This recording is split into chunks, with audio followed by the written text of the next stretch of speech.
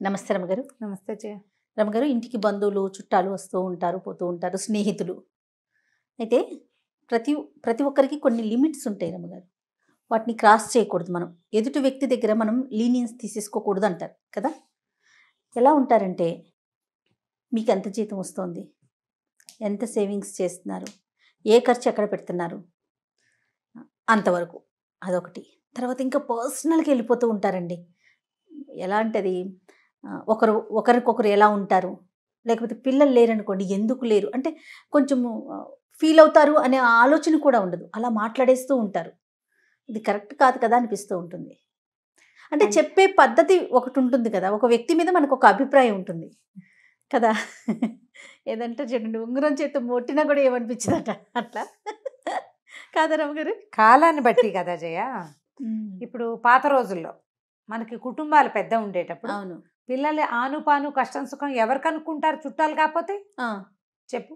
సరే కనుక్కుంటారు. మన కష్టం సుఖం, మనం కష్టం నిష్ఠూరం. నువ్వు అక్కడ ఉద్యోగం చేస్తున్నావు, నువ్వు ఇబ్బంది పడుతున్నావు, నీ సంగతి తెలిస్తేనే కదా ఇంకొకళ్ళకి ఇంకో సలహా వచ్చేది. నీకు అడగాలిగా. ఓకే, మీరు చెప్తుంటే అవును అనిపిస్తుంది. నన్ను కనుక్కోరా ఎవరు, నేను ఎంత కష్టపడుతున్నాను, నన్ను ఎవడ అడగడా? ఎవ్వరు నన్ను పట్టించుకోలేదు అని ఏడుస్తున్నామా లేదా మనం ఇప్పుడు? ఖచ్చితంగా ఈ సెంటెన్స్, నన్ను ఎవరు పట్టించుకోవట్లేదు అనే సెంటెన్స్ లేని అంటే జీవితం ఉంది కాదు. ఉండు, ఇది అయ్యాక అప్పుడు నువ్వు అంటే అందు కాదు రమ్మగారు, కాదు, యాక్సెప్ట్ చేయండి. ఎందుకంటే ఫ్యామిలీ మెంబర్స్ మాత్రమే మనం కోరుకుంటాం, వాళ్ళు మనల్ని పట్టించుకోవట్లేదు అని. బయట వాళ్ళు కూడా కోరుకుంటామా? బయట వాళ్ళు ఏంటి, చుట్టాలంటే ఎంతమంది, 50 మంది ఉన్నారా మాకున్నట్టు నీకు? అంతే అసలు చెప్పు. నీకు చుట్టాలు తక్కువ, నీకు ఉన్నది ఎవరు? మహా ఉంటే ఇప్పుడు ఓ మామయ్యో, ఓ బాబాయ్యో, ఓ పిన్నో, ఒక మేనత్తో ఉంటారు. ఇప్పుడు మనం ఏం చేస్తున్నామంటే అందరితోటి హాయ్ హలోలతోటే ఉంటున్నాం అంతే. వాళ్ళు మనము మింగిల్ అవ్వటం లేదమ్మా. ఇదివరకటి సమాజం ఎలా ఉండేది? మన కష్టం నిష్ఠూరం, మన కుటుంబంలో వాడు వీడు అని తాతలు అన్నదమ్ములైన వాళ్ళు కూడా కనుక్కునేవాళ్ళు. తాతలు అన్నదమ్ములు పిల్లలు కూడా కలిసి ఉండేవాళ్ళు. ఒకళ్ళు కనుక్కోవాలి కష్టం. వాడు ఏదో చిన్నది ఆంతం, ఎవరే ఎందుకురా ఆ ఊళ్ళో కష్టపడ్డాం, మా ఊళ్ళో రా, మాకు ఇక్కడ అవకాశాలు ఉన్నాయి అని పిలుచుకెళ్ళేవాళ్ళు. ముత్తాతలు అన్నదమ్ములైన ఇళ్లల్లో కూడా ఇట్లా వీళ్ళకి కొత్త జీవితం. ఫలానా పిల్లాడు, వాడు మావాడే, మా ఇంటి పేరు వాడు, వాడి మొహం కూడా తెలియదు, వాడిని ఇంత అడ్డాల్లో వాడిని చిన్నప్పుడు చూశానంటది ఇంతప్పుడు. అవునవును, వాడికి ఇప్పుడు 25 ఏళ్ళు ఉంటే వాడికి పెళ్లి సంబంధం చెప్తారు. ఇలా కుదిరేది ఇది వరకు. మనం ఏం చేసామంటే ఈ తాతల్ని ముత్తాతల్ని కత్తిరించి అవతల బారేసాం. వాళ్ళు ఎవరు లేరు మనకు అక్కర్లా. మనము మన అమ్మ నాన్న, మా నాయన వాళ్ళ అమ్మ నాన్న, అప్పుడప్పుడు వాళ్ళమ్మ నాన్నకో మనమ్మ నాన్నకో కూడా కత్తెరలు పడుతున్నాయి. అది అవుతుంది. ఈ చిన్న సమాజం, ఒక నలుగురు లేదా ముగ్గురే మన సమాజంగా ఉన్నాం.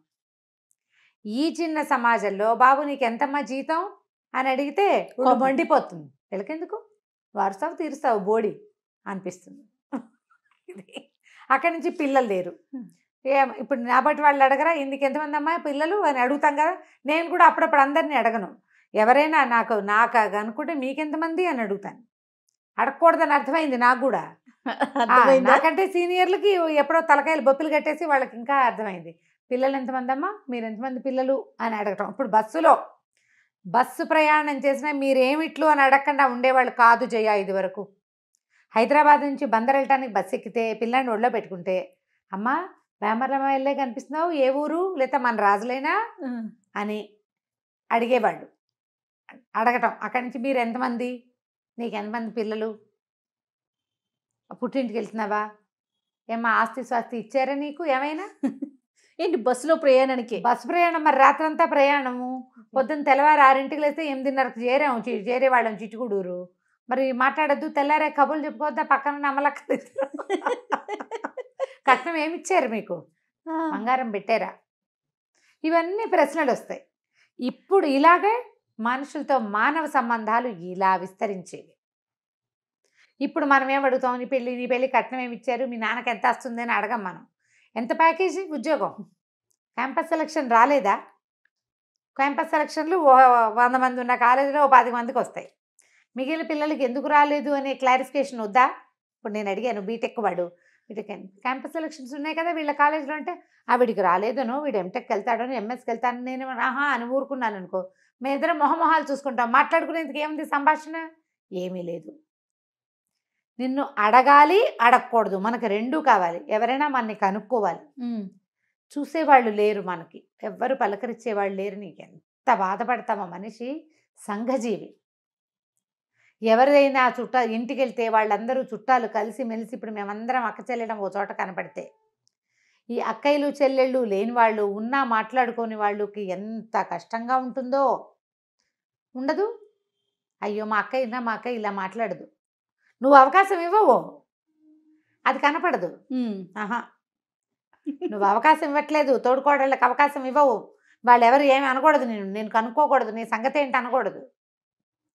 ఎవరైనా ఉంటే వాళ్ళంతా బాగా ఉన్నారనిపిస్తుంది. బాగా ఉండటానికి మనం కూడా ఇన్హిబిషన్స్ వదిలిపెట్టాలి. ప్రశ్నలకి సమాధానాలు తీసుకోవటం కాస్త కష్టమే. ఇప్పుడు ఈ రోజుల్లో అన్ని ప్రశ్నలు అడగకూడదు. ఏదైనా ఓ క్వశ్చన్ అడగచ్చు. ఏదో ఫలానా జాబ్, బాబు ఎంత ప్యాకేజ్లో ఉన్నావమ్మా, ఇది ఒక క్యాజువల్ క్వశ్చన్. ఎంత జీతం వస్తుంది, ఇలాగనే. వాడేదో 12, 14, 16, 25 చెప్తాడు. ఎవ్రీ ఇయర్ హైప్ ఉందా, వెంటనే అదే క్వశ్చన్ ఉంటుంది. ఇంక్రిమెంట్ ఎట్లా, ఇన్సెంటివ్ ఏమైనా వస్తుందా మీ కంపెనీలో, మీ ఆవిడకి ఎంత, నీకెంత, మీ తమ్ముడు ఎక్కడ చేరాడు, వాడికి ఎంత. Natural questions. దీనివల్ల ఏమవుతుంది, నీ తాలూకు ఆర్థిక మూలాలని పక్కవాడికి తెలిసిపోవటం లేదు, మీ ఇద్దరికి ఒక ఫ్రెండ్షిప్ బాండ్ డెవలప్ అవుతుంది. వచ్చిన వాళ్ళకి మనకినా ఖచ్చితంగా ఇది తప్పు అని అనుకోవద్దు. సందర్భాన్ని బట్టి, ఇప్పుడు మనం ఏదో హైరాన్లో ఉన్నప్పుడు నీ జీతం ఏదో చెప్పాల్సిందే వెంబడి పడితే అది తప్పు.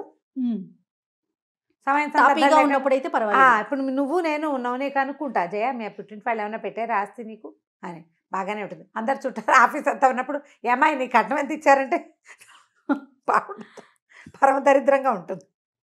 నువ్వు నేను మాట్లాడుకుంటున్నాము, నా సంగతులు నేను చెప్తూ, నీ సంగతులు నువ్వు నాకు చెప్పు, మన ఇద్దరి మధ్య ఒక బాండ్ వస్తుంది. మనుషుల మధ్య సంబంధాలు ఎలా ఉంటాయి, పల్లెటూరు వాళ్ళిద్దరు మాట్లాడుతున్నారు, మీ ఊళ్ళో ఎంత ఉంది, మా అన్నయ్య అందరితోటి మాట్లాడతాడు. ప్రతి వాళ్ళు దగ్గర పలానా ఊళ్ళో ఎంత, దువ్వలో ఎంత, తణుకులో ఎంత, భీమారంలో ఎంత, కూలీలు ఎలా ఉన్నాయి, ఎంత పండింది, మాకు 40 పండింది, మాకు 36 పండింది, ఏం వేశారు, వెంటనే వచ్చేస్తాయి. ఏం వేశారు, ఏం వేస్తున్నారు, పాలు పోసుకునేసరికి పోయింది, పలానాది కొట్టాం, మా బామ్మది హోమియో డాక్టర్ ఆయన మంది ఇచ్చాడు, లేకపోతే నా ఫ్రెండు కుక్కకి మంది వేయటం గురించి బస్సులో మా అన్నయ్య ఎవరికో చెప్పేట, వాళ్ళు వచ్చేసారు డాక్టర్ గారి దగ్గరికి, మా బామ్మది పలానా మంది ఏమన్నాడు, దానికి తగ్గిపోయింది, బాగా పెద్ద కుక్క. ఓకే, మరి ఎలాగా మాట్లాడుకోవటంతోనే కదా. అవును కదా. నేను ఎప్పుడో కొన్నిసార్లు ఎందుకు రమ్మగారు హట్టింగ్ అనిపిస్తుంది, చెప్పే కదా, నువ్వు ట్రిగర్ అయిపోయి ఉంటావు, నువ్వు దేనికో. ఎవరో అడిగారు, మీ పిన్నో ఎవరో వెటకారంగా మాట్లాడారు, నీకు ఒళ్ళు మండిపోయింది. ఏమిట్రా ఇంకా నీకు 10 లక్షలేనా, బుడ్డాడు మొన్ననే అయింది, వాడికి 15 లక్షలటరా అంటే కడుపుక రగిలిపోతుంది. ఈ ప్రశ్నించే వాళ్ళు ఉన్నారు చూడు, వీళ్ళకి కొంచెం బాగా ప్రశ్నించడం రావాలి అంతే. ఇప్పుడు సంసారం గుట్టు రోగం రట్టు అంటారు జయ. మనకు ఒంట్లో బాగోలేదని మన పక్క వాళ్ళకి చెప్పామనుకో, ఫలానా ఊళ్ళో బ్రహ్మాండ నాయకుడు ఉన్నాడు డాక్టర్ అండి, ఆయన చాలా బాగా వేస్తాడు మందు అంటే అక్కడికి పోతాం మనం. నువ్వు నేను మాట్లాడుకోకపోతే అక్కడికి ఎలా తెలిసింది నీకు ఒక దారి తెలిసిందా? కొత్త కొత్త కంపెనీలు, కొత్త కొత్త ఉద్యోగాలు, కొత్త కొత్త షాపులు, కొత్త విషయాలు మాట్లాడితేనే తెలుస్తాయి. అందులో కొన్ని పర్సనల్ క్వశ్చన్స్ డెఫినెట్గా ఉంటాయి.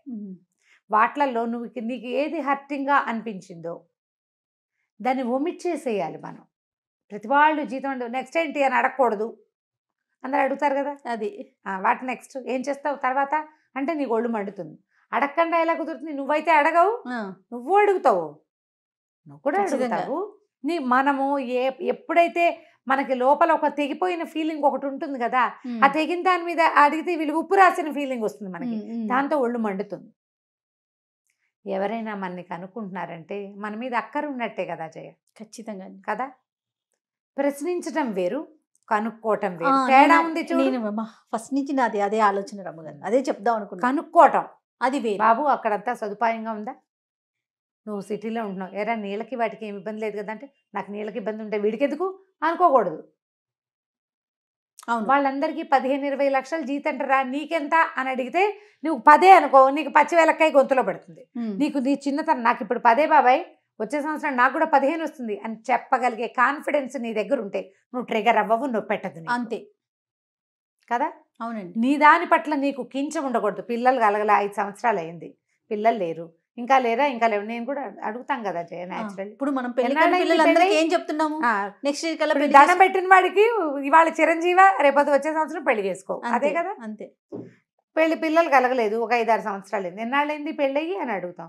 5 ఏళ్ళు అయిందండి. ఏదైనా చూపించుకున్నారా, ఏం చేశారు? కాదండి, ఓ 3-4 ఏళ్ళు ప్లాన్ చేసాం, ఇప్పుడే చూస్తాం అని చెప్పేసావనుకో, నీకు పిల్లలు లేరా అని అడగంగానే నువ్వు అదే అని ఏదో అన్నట్టుగా ఫీల్ అయిపోతే ఎట్లాగా? అవ్వకూడదు అట్లా. మన పరిస్థితి పట్ల మనకి అవగాహన ఉంటే మనకి ఏ టెన్షన్ ఉండదు. అడిగేవాళ్ళు కూడా అంత టూ మచ్ పర్సనల్గా వెళ్ళకూడదు. ఈ రోజుల సమాజం ఎలా ఉందంటే రకరకాల చోట స్ట్రెస్సులకి గురైపోతున్నాం మనం. అవును, ఎదుర్కొంటా ఉన్న పిల్లాడు కాదు, అమ్మాయి కాదు, మనం కూడా అయిపోతున్నాం అండి. మనకి ఎన్నో స్ట్రెస్సులు అన్ని పక్కల నుంచి ఇట్లా కాళ్ళు చేతులు కట్టేసి 4 పక్కలకి లాగేస్తే ఎలా ఉంటుంది మన పరిస్థితి? అది మనకి బజార్లో రోడ్డు మీద టెన్షను, డబ్బులు టెన్షను, ఫోన్ ఛార్జింగ్కి డబ్బులు కట్టాం, ఆ డబ్బులు పడవు, కరెంటు ఛార్జీలు పెరిగిపోతున్నాయి, ఏసీ వేసుకుంటే కానీ నిద్ర పట్టదు, ఎక్కడికో వెళ్తాం వాళ్ళ ఇంట్లో కరెంట్ లేదు, ఇవన్నీ ఇబ్బందులుగా ఉంటాయి. ఏదో తింటాం, అది అరుగుదలకి రాదు, ఎన్నున్నాయి సమస్యలు. మరి ఈ సమస్యల్లో ఎవరైనా ప్రశ్నల మీద ప్రశ్నలు, క్వశ్చన్ల మీద క్వశ్చన్లు ఇస్తే చిర్రెత్తుకొస్తుంది. సమయం సందర్భం చూసుకుని కొంచెం మంచి మాటలాడి చక్కగా అడగగలిగితే ఎంత పెద్ద ప్రశ్న అయినా అడిగేసేయచ్చు. ఆరాల రూపంలో కాకుండా, ఆరాగా కాకుండా వాళ్ళకంతా నీకెంత, నీకు ఇంతేనా అని అనకూడదు. కంపేర్ చేయకుండా ఉంటే పెద్ద మనిషి తరహాగా అడిగితే మన పెద్ద మనిషితనాన్ని మనం నిలబెట్టుకోవాలి. సమాధానం చెప్పడానికి కాన్ఫిడెంట్గా నువ్వు లేకపోతే ముందు నీ కాన్ఫిడెన్స్ని పెంచుకో. అంతే. నీకు 5 లక్షలు అయితే 3,000 జీతం, ఇవాళ 3,000కి చేరాను, మీదటికి మారతానని చెప్పగలిగే కాన్ఫిడెన్స్ నీకుంటే ఏ పేదతనము లేదమ్మా. ఏ అంకైనా రోజుకు రోజులు ప్లస్ అయినట్టే అంకెలు పెరుగుతాయి. అంతే. అవునండి, జీవితం పెరుగుతుంది. 5 ఏళ్ళకి పుట్టిన పిల్లలు 6 ఏటికి పెడతారు. అంతే. ఆస్తులు లేవు ఇవాళ కాకపోతే రేపు వస్తుంది. నందో రాజా భవిష్యత్తు. రేపొద్దున నందుడు రాజు అయిపోవచ్చు, మనకేం తెలుసు? నువ్వేమవుతావో నీకు తెలీదు, నాకు తెలియదు. అంతే కదా రమ్మగారు. ఎవడైనా అంతే. కాన్ఫిడెంట్గా ఉండాలి. ప్రపంచం పట్ల విశ్వాసంతో ఎదుర్కొంటా ఉన్న మనుషులందరూ కూడా చుట్టం పక్కం స్నేహితుడు కాదు, అందరూ మనలాంటి వాళ్ళే అని గుర్తించితే అని ఒక్క ధీమా గనక మన లోపలుంటే మనకి ఏ ప్రశ్న విసుగు పుట్టదు, ఏ ప్రశ్నకి చిరాకు రాదు. పర్సనల్గా వెళ్ళిపోయినా దాన్ని కట్ చేయడం నేర్చుకుంటాం. క్రాప్ చేయాలి. ఫోటోలు చూడు, ఇంత పేద ఫోటోలు ఇంత చిన్న చేయట్లా మనం, దీన్ని కూడా క్రాప్ చేసేయటమే. అంతే. చేసేసామా హాయిగా ఉంటాం, టెన్షన్ ఉండదు ఇంకా. ఎస్, రైట్ రమ్మగారు. నమస్తే. నమస్తే.